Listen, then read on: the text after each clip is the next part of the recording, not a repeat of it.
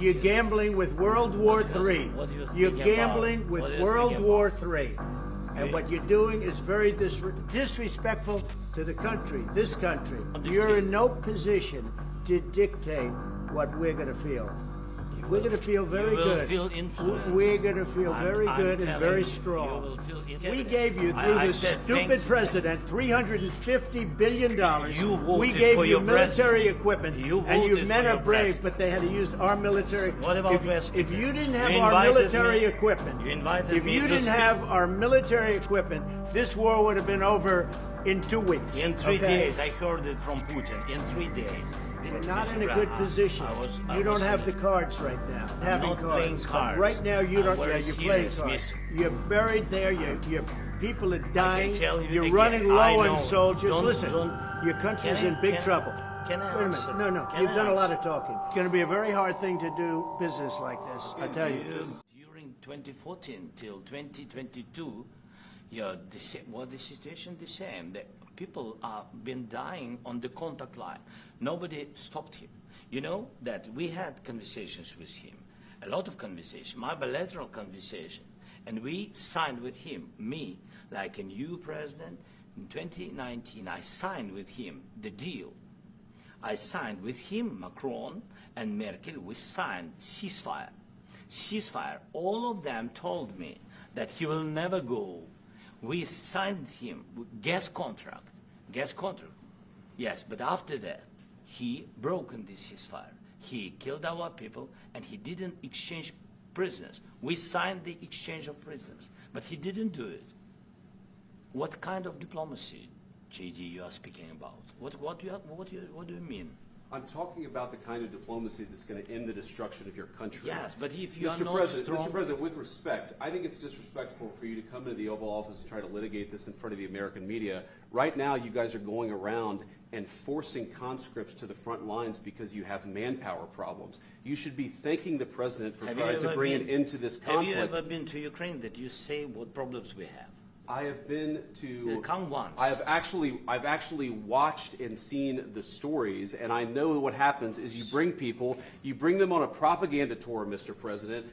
Do you disagree that you've had problems bringing people into your military? We have problems. And do you think that it's respectful to come to the Oval Office of the United States of America and attack the administration that is trying to prevent the destruction of your country? A lot of questions. Let's start from the beginning. Sure. First of all, during the war, everybody has problems, even you, but you have nice ocean and don't feel now, but you will feel it in the future.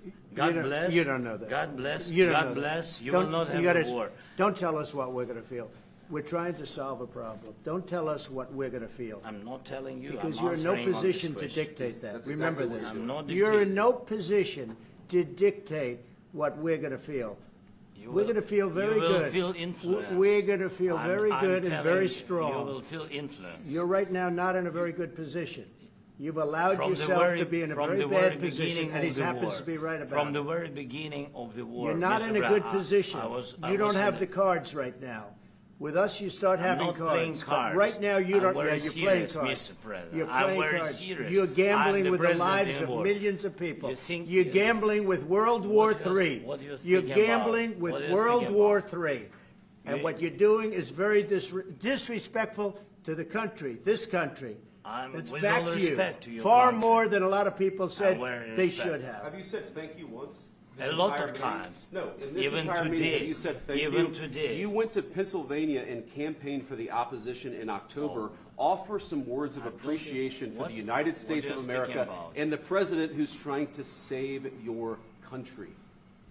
Please, you think that if you will speak very loudly about the war, He's not speaking loudly. He's not speaking loudly. Your country is in big trouble. Can I Wait a minute. No. You've done a lot of talking. Your country is in big trouble. I know. You're not winning. I know. You're not winning this. you have a damn good chance of coming out okay because of us. Mr. President, we are staying in our country, staying strong from the very beginning of the war. We've been alone, and we are thankful. I said thanks you haven't in been this alone. cabinet, you and not been only alone. in this cabinet. We gave you, through I this said stupid president, $350 billion. You voted we gave for you your military president. equipment, You and you voted men for are your brave, president. but they had to use our military. What about West? If you didn't have You our invited military me. equipment, You invited if me you to didn't speak. have our military equipment, this war would have been over in 2 weeks. In 3 days, I heard it from Putin. In 3 days, this is something Maybe new. less. In 2 weeks, of course, yes. It's going to be a very hard thing to do business like this, I tell you. Just say thank you. I said a lot of times thank you to American people. Except that there are disagreements, and let's go litigate those disagreements rather than trying to fight it out in the American media when you're wrong. We know that you're wrong. But you see, I think it's good for the American people to see what's going on over here. I think it's very important. That's why I kept this going so long. You have to be thankful. You don't have the cards. Thankful. You're buried there. Your people are dying. I can tell you You're again, running low I on know. soldiers. Don't, Listen, please, you're running Mr. low on President. soldiers. It would be a damn good thing. Mr. And then President. you tell us, I don't want a ceasefire. I don't want a ceasefire. I want to go, and I wanted this. Look, if you could get a ceasefire right now, I tell you, you take it so the bullets stop flying and your men stop getting killed. Of course, we want to stop the war. But you're saying you don't want a ceasefire. But I said to you, I want a ceasefire. with guarantees. Because you'll get a ceasefire faster than an agreement. Ask our people about ceasefire, what they think.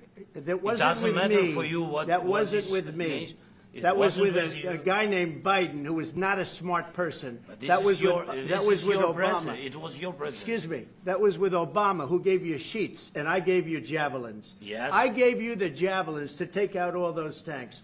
Obama gave you sheets. In fact, the statement is Obama gave sheets and Trump gave javelins. You got to be more thankful, because let me tell you, you don't have the cards. With us, you have the cards. But without us, you don't have any cards.